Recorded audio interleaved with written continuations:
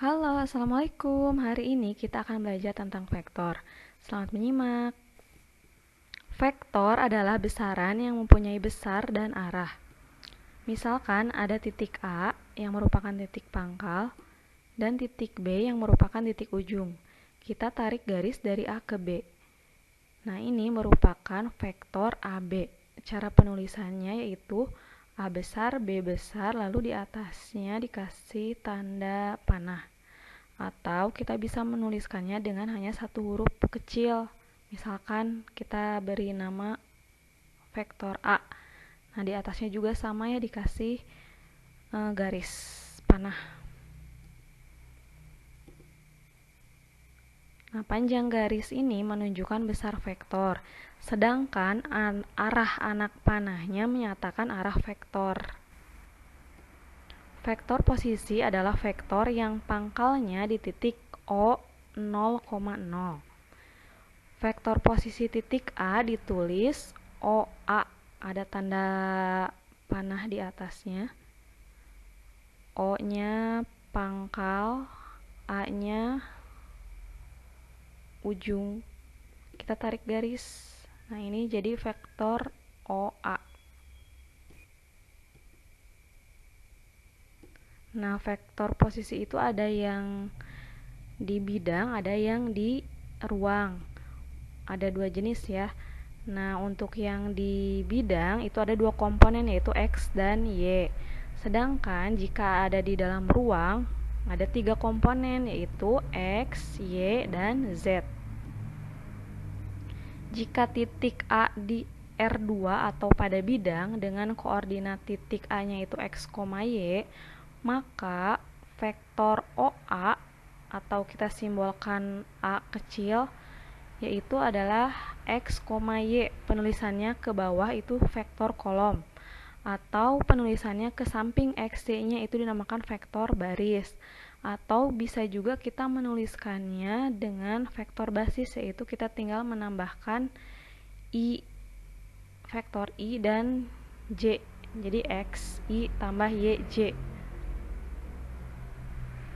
Nah, untuk panjang vektornya yaitu vektor OA, yaitu simbolnya adalah nilai mutlak ya. Untuk panjang vektor itu simbolnya nilai mutlak. Karena ini vektor A, berarti nilai mutlak dari vektor A sama dengan akar dari X kuadrat ditambah Y kuadrat. Nah, sedangkan jika titik A-nya di R3 atau pada ruang, koordinat titik A-nya itu X, Y, Z. Maka penulisan vektor OA-nya atau kita singkat vektor A-nya yaitu X, Y, Z. Ke bawah itu vektor kolom, ke samping X, Y, Z vektor baris. Atau kita bisa menuliskannya juga melalui vektor basis, yaitu kita tinggal tambahkan I, J, dan K.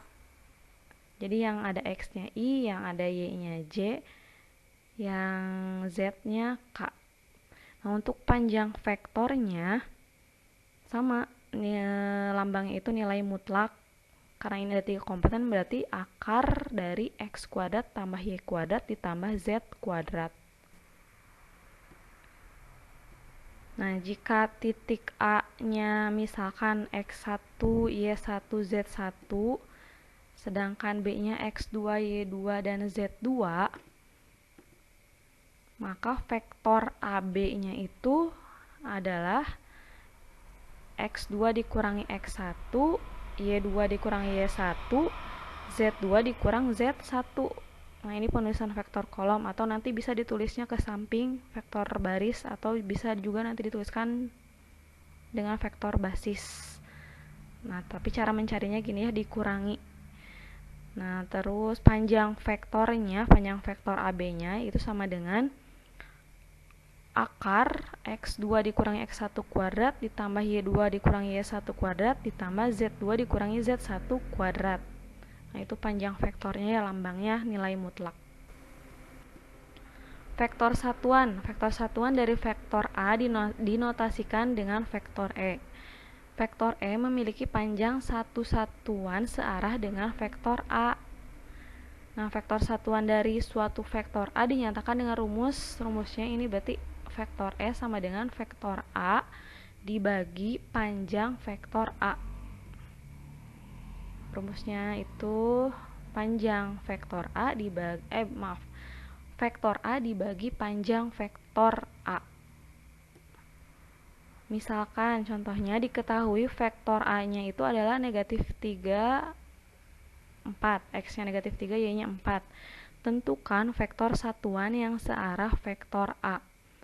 Nah, rumusnya itu kan vektor A dibagi panjang vektor A. Berarti kita harus mencari dulu panjang vektor A-nya.